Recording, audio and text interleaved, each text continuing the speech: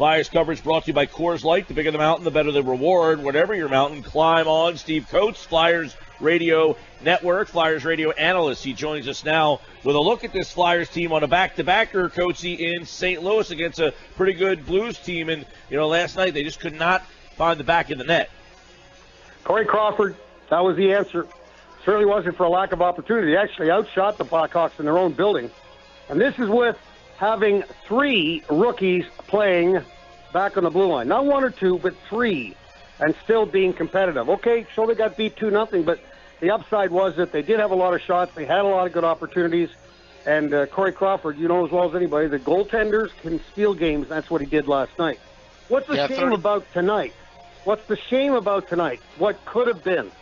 Because if Gostisbehere was playing and McDonald was playing, and it would be a fair playing field, you'd have the top 2 lines in the league playing each other, and you'd have the top 2 defensemen in the league playing against each other. And Pietrangelo and Gostisbehere, with Gostisbehere out, that takes a lot out of the offense of the Philadelphia Flyers. But the Giroux line against the Schenn line is going to be a huge matchup tonight.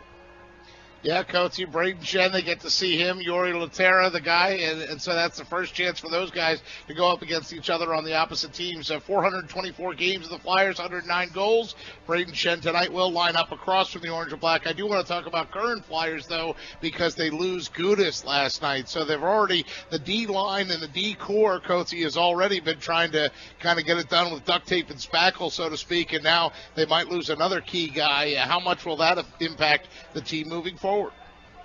Huge. Now I just talked about last night being in Chicago with 3. Now you're talking about being in St. Louis with the high-powered St. Louis offense, the top 2 lines anyway, and you're going to play Will O'Neill in his first game in the National Hockey League. Now, okay, he's got 346 games in the American Hockey League as far as professional hockey is concerned, but this is a different animal out here. So now between Mark Alt and Travis Sanheim, Robert Haig, and Will O'Neill, you've got a total of 27 games in National Hockey League experience coming in tonight against the Blues. And then your top guy is Brandon Manning with 150 and change. So you got to regroup, and there's 2 ways you can do this. You can play one man in and just hold on to your hat, or you can try to play the whole game in their end. But the bottom line is that there's going to be a lot of creativity tonight and try to be able to put this game in a competitive nature. We're having that many young guys back on the blue line. Now, Coates, I guess when you're young like that on the blue line, then the burden falls a little bit more on your forwards to really not only back check, but back check at a higher level. I thought that Valtteri Filppula was not only one of the better players on the ice last night, but I know that his defensive responsibilities sometimes can go awry, and he was strong defensively too. Did you see that as well? Yeah, I think one of the good things about this hockey team is Couturier, Filppula, and Laterra are good defensively. So as centers in this system, they've got to go back and they've got to help out the defense once it's below the circles. I mean, Couturier is probably as good as anybody at the National Hockey League. So that's going to be a big part. But still, I think when you look at having the type of defense you've got tonight, the hardest part is the first pass coming out of zone. I don't think that there's a lack of comfort level in the other end, standing at the blue line trying to hold the puck in, as much as Robert Haig had a little bit of a muff last night. But the hardest part, it becomes more frustrating for the forwards, is that the younger player, if the Blues come at them tonight and they forecheck, that's going to make it tough for the young defenseman. So being able to get the puck, and then once you do get the puck, make that first pass to get your centers and your wingers movement out of the zone to be able to get some kind of transition into the other zone, that becomes a problem. Last night it wasn't in Chicago, but now you've got 4. So there's no way in the world you're going to be able to play tonight's game without having a rookie, 2 rookies playing together. That's going to be the big problem. Last night, Gord Murphy did a great job of rotating Provorov and Manning with the 3 rookies. Every other shift, Manning could be with Sanheim one shift and come back every other shift with somebody different like Haig. But every time there was a veteran out there. Tonight, a little bit different, 4 rookies in the league, in the lineup.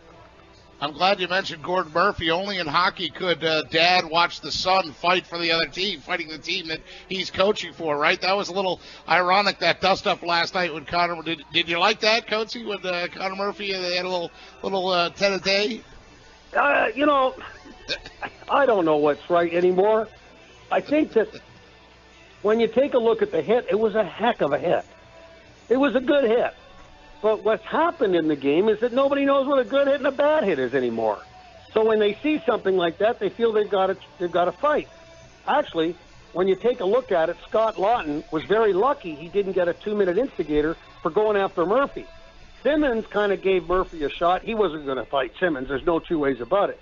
But it was a good hit. I mean, and that's one of the reasons there's a lot of defense in the league. Gudis is very good at it, coming from the opposite side and catching the guy with his head down. Taylor Lear had his head down. He deserved it. Connor Murphy hit him with a clean hit, but everybody thinks that's a bad hit. We've got to respond. And they were very lucky that there wasn't an extra 2 minutes on that. Steve Coates, you can hear the Flyers and Blues tonight on our sister station, 104.1 FM and 1450 AM, as the Flyers back-to-back. Good Blues teams here as enjoy the – what do they got down there? A little barbecue in St. Louis? At the Scott Trade Center? Well, the Bud Light's brewed right across the street. I know that. A couple Shastas for I didn't have time to socialize because we were in Chicago. But I will tell you that this is a very nice town to socialize in. Well, enjoy the socialization. Hopefully you can come back with a W. Yes, get it. No matter what, get the W, please. I'm in charge. I'll take care of it.